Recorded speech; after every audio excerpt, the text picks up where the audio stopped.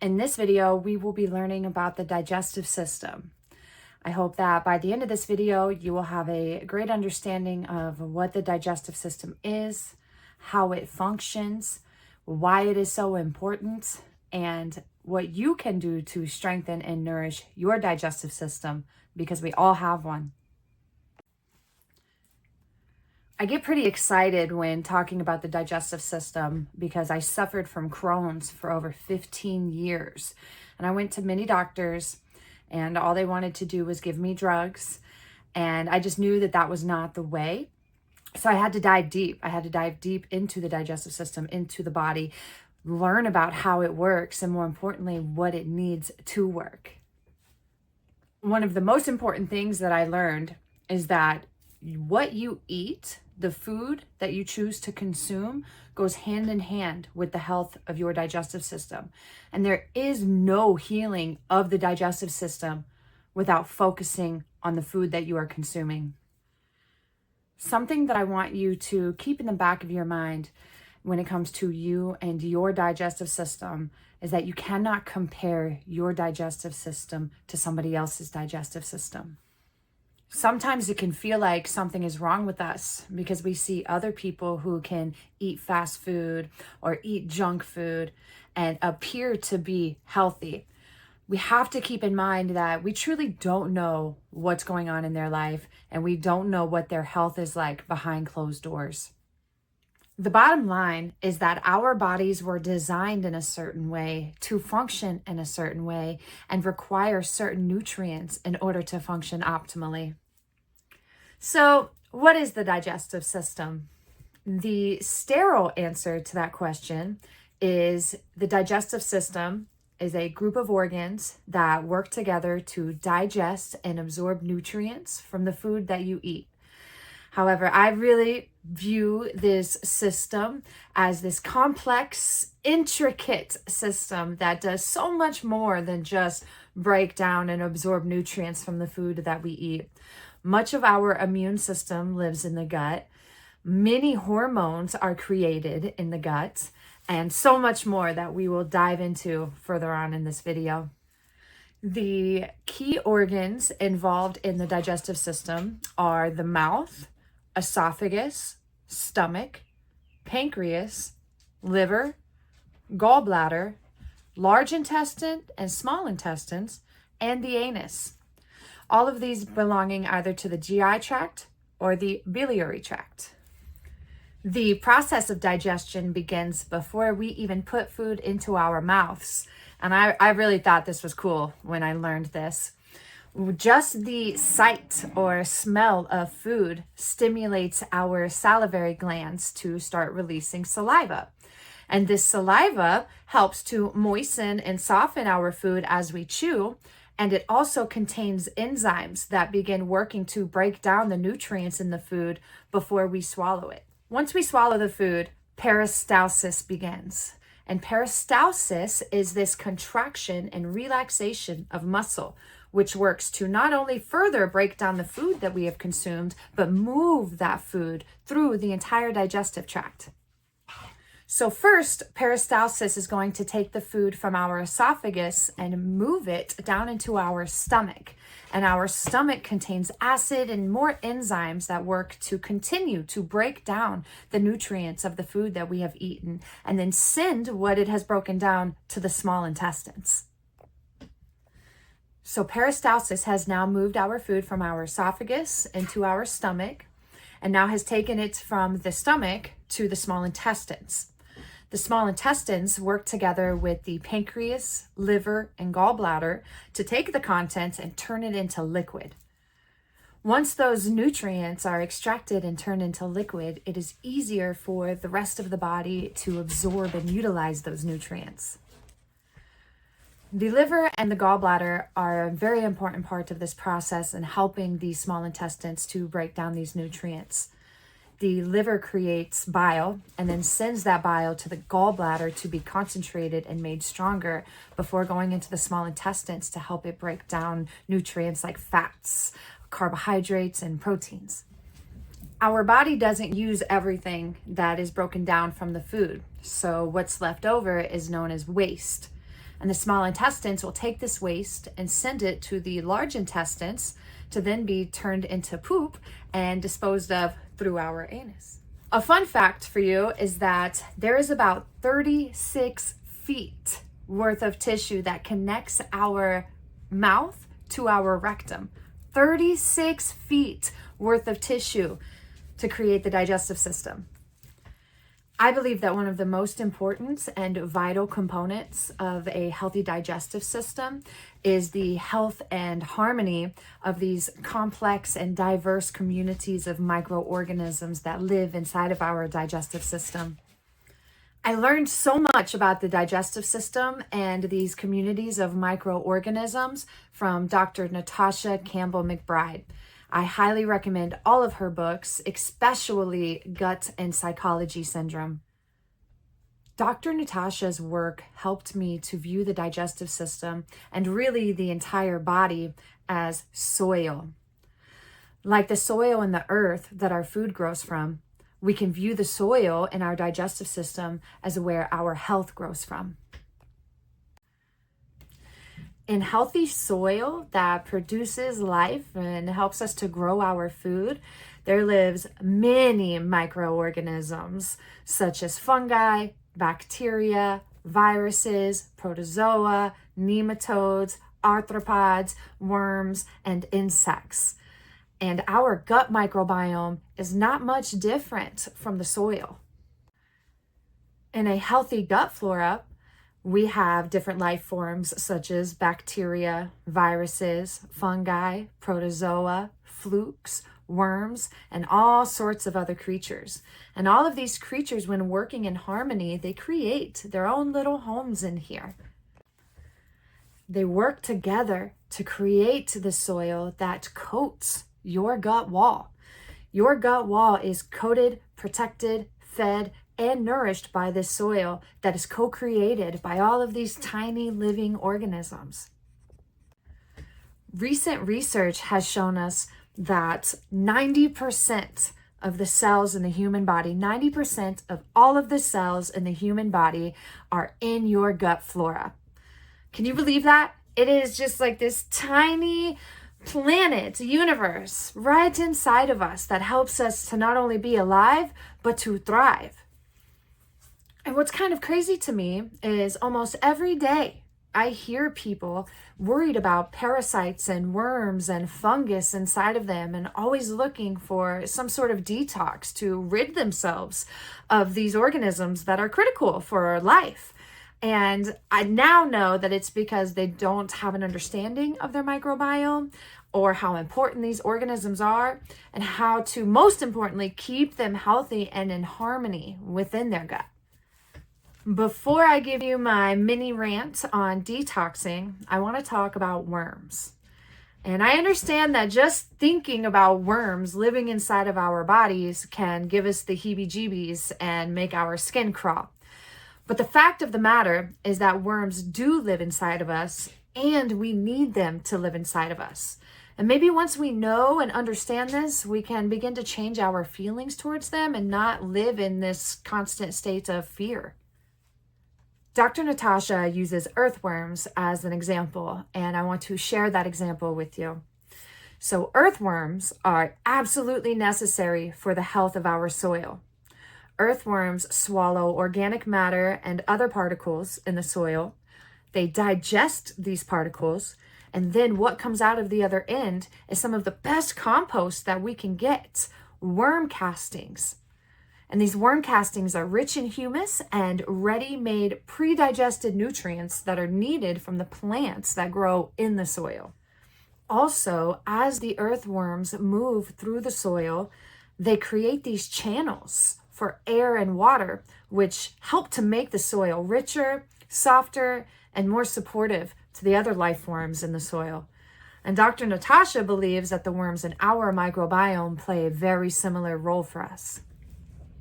There are now many published clinical trials that are showing us that the deliberate introduction of worms into the digestive tract can alleviate the symptoms of Crohn's disease, ulcerative colitis, asthma, and much more.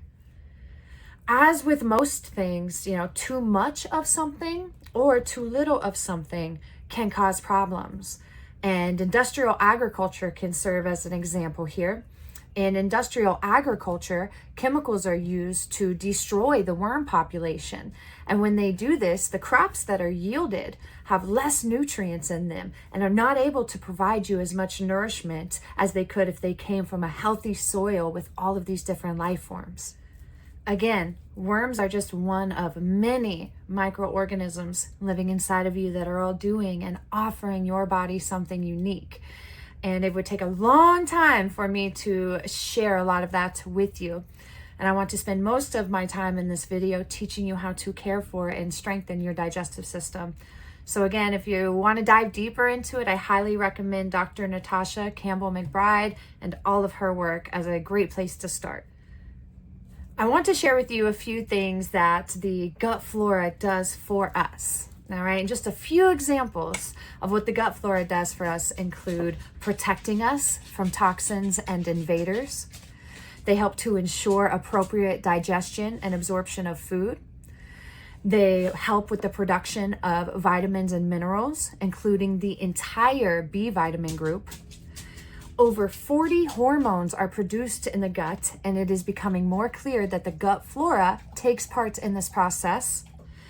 They help with the production of neurotransmitters. Over 85% of the immune system is located in the gut wall. And remember that the gut wall is coated with that healthy soil that the flora is not only creating, but living in. And there's so much more that these microorganisms are doing, and I hope that you dive into some further research about it.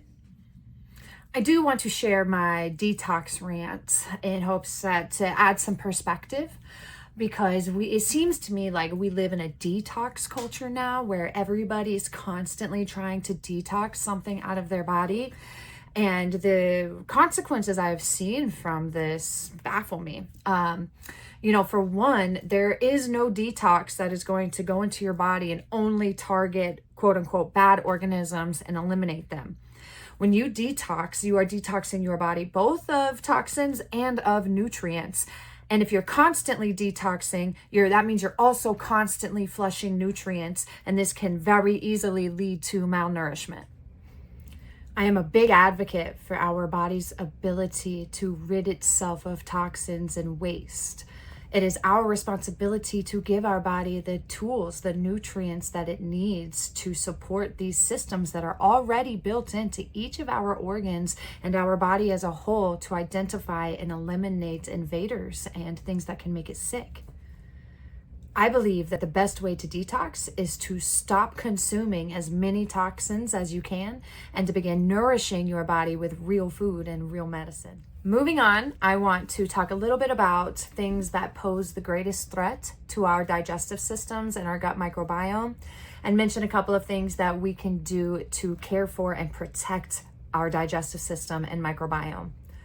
Some of the biggest threats include heavy metals, and many of these metals that we are exposed to come from vaccines, beauty products, body products like body wash, deodorant, moisturizers, and perfume. Laundry detergents and dish detergents are a big one. Antibiotics and antifungals, pesticides, processed sugars and foods, pharmaceutical drugs, preservatives, alcohol. And while there are more that we could add to this list, I feel like these are ones that we can really begin today starting to look around and removing from our environment. So avoiding the risk factors mentioned above is a great way to protect our digestive system, as well as eating real nutrient-rich foods. And we're talking about fruits and vegetables and quality animal products, all of which preferably organic and locally grown. But this can be very challenging for some people. And if you find that you need some help with this, please reach out to me personally. Also, eating fermented foods like yogurt, kefir, and kimchi, and doing your best to reduce stress from your life as much as possible, get quality sleep, and moving your body intentionally every day. I'm very excited to start talking about herbs and foods that we can work with to heal, nourish, and strengthen our digestive system. So that's where we are going to start heading right now. I want to talk about some common ailments of the digestive system and things that we can consume and do for our digestive system to remedy these ailments. Some common ailments of the digestive system include constipation, diarrhea, indigestion, IBS, Crohn's, ulcers, and malabsorption. And the first one that I want to speak on is malabsorption. I do believe that many people in Western worlds have some form of malabsorption in one way or another. I think that the food that we eat here is very inflammatory and hard to process and digest, and that causes damage to the tissues responsible for absorbing the nutrients. Due to the food-like products that they sell us in the Western world, I believe that the majority of people who eat these products also have an unhealthy gut microbiome. And if you don't have a healthy gut microbiome, you're not going to be able to absorb and utilize nutrients properly. We cannot live without nutrients. Nutrient deficiencies, especially deficiencies of minerals, lead to all sorts of ailments and disease. And some of these include cancer, arthritis, diabetes, and depression. I mean, we've got heart disease, nerve diseases, just you name it. If we are not giving our body the nutrients that it needs to live and thrive, it is going to slowly decay. Anybody that eats fast food, processed food, drinks soda, eats a lot of processed sugars, drinks alcohol, people who take pharmaceuticals or over-the-counter drugs, anybody that has gone through a round of antibiotics or antifungals or anti-anything drugs would benefit greatly by implementing a regime or a protocol to soothe the inflammation in your digestive tract and start to restore integrity and increase nutrient absorption. Okay, but how do we do this? How do we reduce inflammation and soothe and heal and restore our digestive tissue? Again, one of the best ways to do this is to stop consuming some of or all of the unhealthy, toxic things that I have mentioned so far. But let's talk about some herbs and foods that can assist you as well. If you know that you have a lot of inflammation in your gut, and usually you will know this because of the manifestation of pain and discomfort, I like to start with marshmallow root. I recommend a marshmallow root either in capsules or as a tea, but the tea is my favorite. Marshmallow root is excellent for soothing irritation of mucous membranes. And one of the reasons why marshmallow is so great at assisting here is because of its incredible demulsifying ability and its high mucilage content. If you don't know from my prior videos, I have a bit of a speech impediment, and here I am. But anyways, the reason why I like the tea the most is because you're really going to be able to extract and see and feel that mucilaginous content better than in capsules, and definitely better than in a tincture. So the way that I recommend making your marshmallow root tea is taking an empty quart jar and filling it with 2 heaping tablespoons of the marshmallow root. Use tablespoons or take large pinches and put it into the quart jar, and then fill that jar with cold water or room temperature water. Secure the lid, shake it up, and stick it in the refrigerator, preferably overnight, but for at least up to 4 hours. And then when it is ready, you're going to strain that quart jar into an empty quart jar, and you will really be able to see the thickness of the tea when you do that. And I personally, when I drink marshmallow root tea, I can feel it coating my intestines and just soothing my digestive system, as well as strengthening my kidneys. Marshmallow root has a lot of benefits to offer the kidneys, and we will get into that in a different video. For severe cases of digestive inflammation, like that in Crohn's or IBS, I will also recommend working with slippery elm bark. However, whenever I mention slippery elm bark, I always want to bring awareness to the fact that the elm trees are endangered right now. There is a disease trying to wipe out the trees, so we always want to work with that plant respectfully and intentionally. Slippery elm is known as a nutritive, and it really helps our body to be able to absorb and use nutrients from the food that we eat. Quality bone broth is an excellent source of nutrients that are easy to absorb. And you can add sea moss to your bone broth. You can add stinging nettles to your bone broth. There are a lot of herbs and plants that you can add to your bone broth to enhance the nutrition in it. Stinging nettles is also an excellent source of many nutrients. I like to make a tea of nettles and chamomile together to soothe and strengthen the digestive tract. With all digestive issues, we want to think of the state and integrity of the digestive tissue, and we want to work to reduce inflammation and increase nutrient absorption. Next up, let's talk about constipation. It is not unusual in our culture for people to have a bowel movement maybe once or twice a week, or sometimes even less than that. Constipation is not really a disease in itself, but rather a signal of an underlying problem. And being constipated can add to that problem. Constipation can contribute to inflammation in the body, malnourishment, pain and discomfort. Regulating our bowel movements is so important and can do so much for our body, especially if we've been in a state of constipation. And you want to think, if you're not able to eliminate waste properly, they're going to start to build up in your system. And on top of that, if you're not able to eliminate waste properly, you're probably not able to digest, absorb, and utilize nutrients properly either.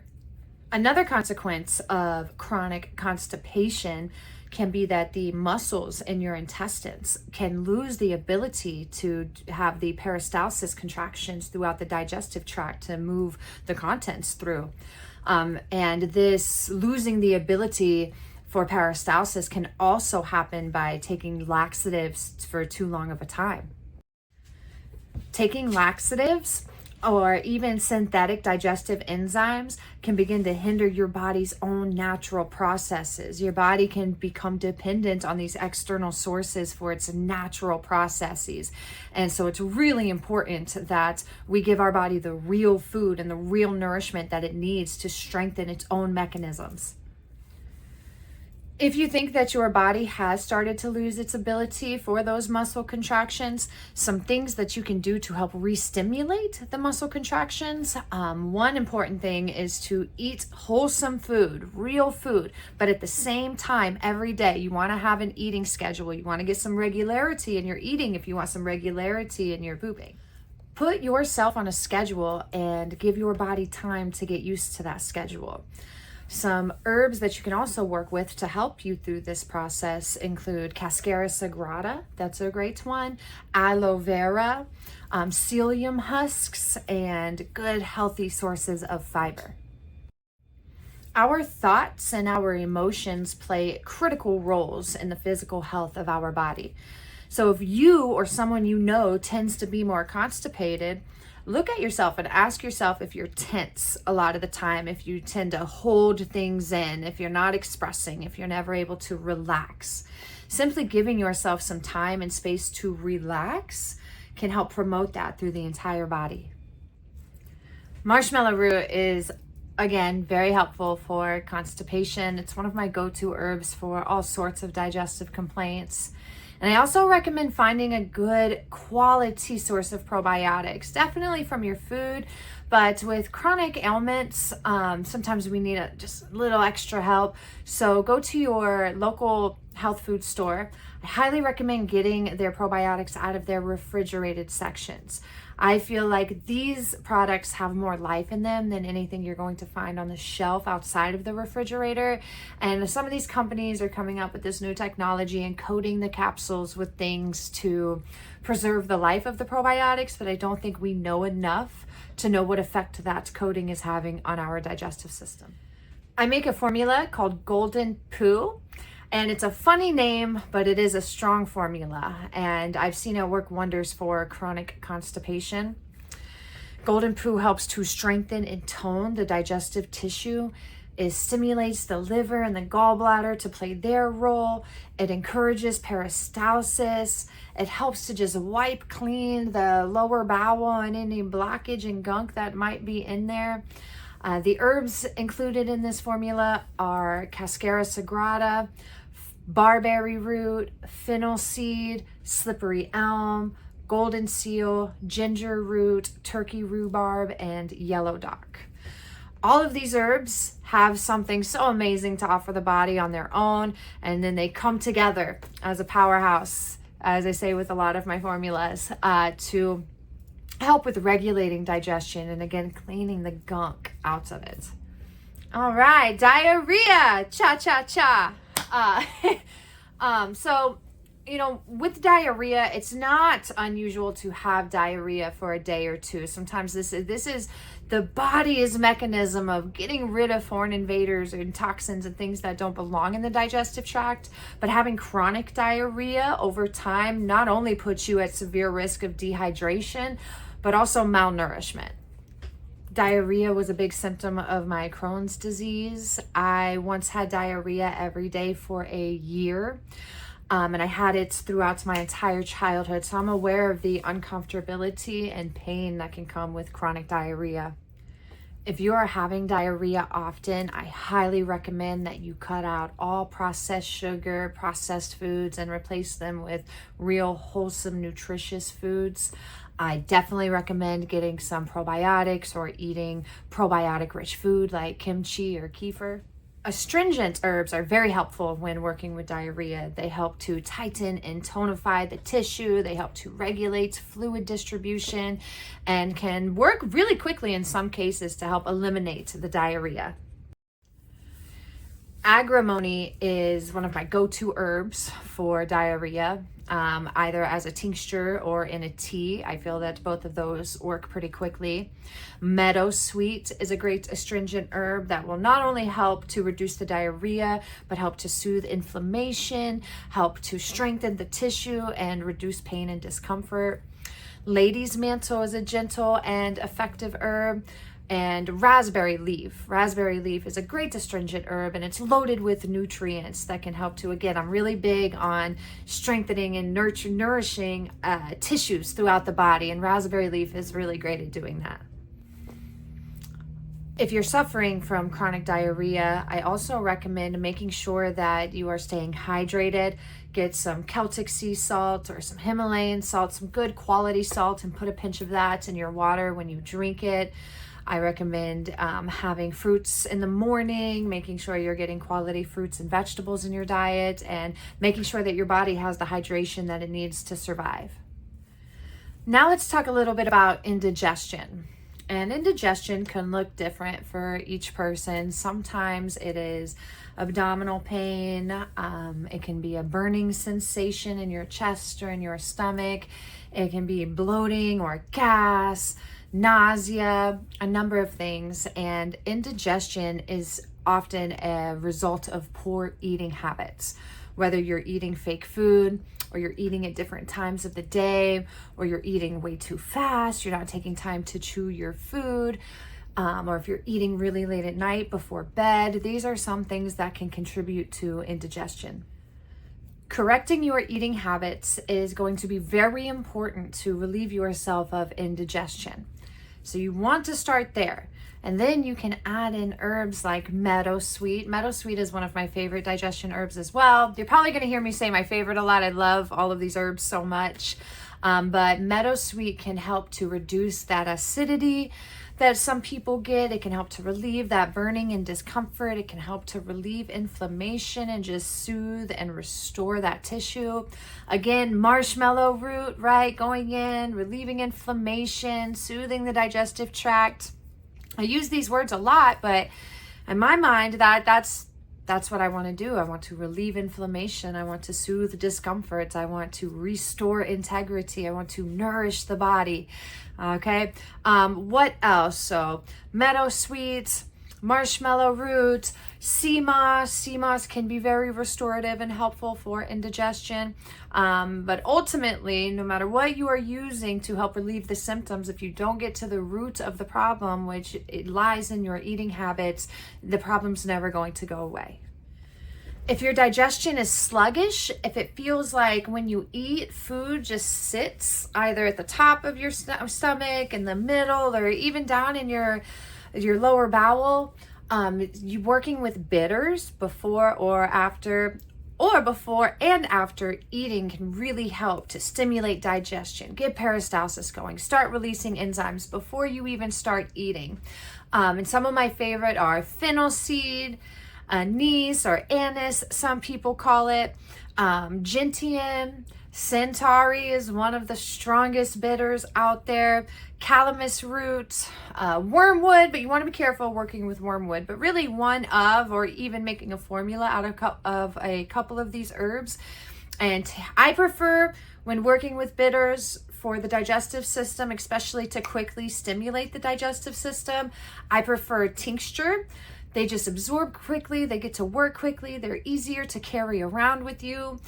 Always recommend putting tinctures in an ounce of water, diluting them in water, or putting some water in your mouth and putting the tincture in then. But doing that 15 minutes before eating, and even again 15 minutes after eating, can help to prevent that stagnation in your digestive system from occurring and help to ensure healthy movement of your food throughout the system. If you're prone to gas or gas pains, sometimes when it feels like there's something stuck in your back, again, fennel and anise are two of my favorite herbs to turn to for this.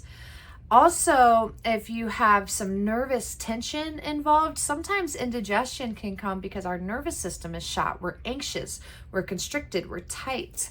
Herbs like peppermint and chamomile and lavender can help to soothe the nervous system throughout your whole body, release that tension, and promote the healthy flow of everything. I intended for this video to be a brief introduction into the digestive system, give you an idea of what it is, how it works, and how you can help it to work. I'm going to make a separate video about some of my favorite herbs that you can work with when healing your digestive system. Many of the ones that I mentioned here, but I'm going to go into deeper detail about them. But for now, I want to share with you some habits that I believe can help to get you to and maintain a healthy digestive system. And one of the most important ones is when you go to the bathroom to have your bowel movement, I recommend what I call a stool, but most people call a squatty potty, something that you can put your feet on and bring your knees closer to your chest when you are having your bowel movements. This is the anatomically correct position for humans to have their bowel movements. And now the way that we are having our bowel movements, it's kind of this 90-degree angle, and all of the fecal matter is not able to get through the bowels, or not able to empty properly, and that can cause bacteria buildup, all sorts of problems. So get yourself, I use just a regular stool. I call it my stool. There are companies out there that make these fancy squatty potties, but even if I'm out traveling, I will use a trash can or whatever I can that's close to me to help me bring my knees closer to my chest. I also recommend focusing on your breath while you are in the bathroom. Maybe eliminate distractions. Don't bring your phone into the bathroom, and just focus on inhaling deeply through your nose, allowing your abdomen to rise and fall with each exhale. This is very important. Some other things that I personally like to do, I take a walk, anywhere from a 5 to 15 walk after each meal. When I was healing from Crohn's, I had to cook everything that I ate. If you have digestive inflammation or chronic digestive illness, I recommend, and this goes against a lot of mainstream media things, but raw foods can be very hard for your digestive system to break down and utilize. So even if you're just lightly sauteing something before you eat it, when I make my smoothies, I use hot water. If I'm using frozen berries, I can use room temperature water if I'm using room temperature berries. But you want to think of your digestive system as a fire, because it is. It needs heat. It needs fire to act as the catalyst and break these things down. So when you eat some ice cream or you drink a cold smoothie, you're putting that fire out, and that can cause problems. Starting your day with hot lemon water can be very helpful in stimulating your liver and your gallbladder and helping them to, declog and function optimally. So these are just a few things that you can start doing in your own life to heal and maintain a healthy digestive system. If you made it this far in the video, I just want to say thank you. These videos mean a lot to me. I'm very passionate about sharing education and spreading awareness and helping people to learn about and connect to their bodies. If you have any questions at all, please either leave them in a comment below, send me an email at communitynourishment@gmail.com. You can find my phone number. It's not hard to find, and give me a call with any questions that you may have. But I always encourage people to question everything. Ask questions, explore. I know a lot of stuff, but I don't know everything. And sometimes I make mistakes because every human does. So be sure to question things. If you would like to work with me to heal your digestive system or any ailment that you may have, you can view my services by going to communitynourishment.org/offerings. My services are very valuable and extremely affordable. And that's it. Thank you. Stay on the lookout for more videos coming soon. Let me know what you would like to learn about, what you would like me to speak about, so I can keep the content coming, okay? Thank you. Remember, I see you and I feel you because I am you and I love you.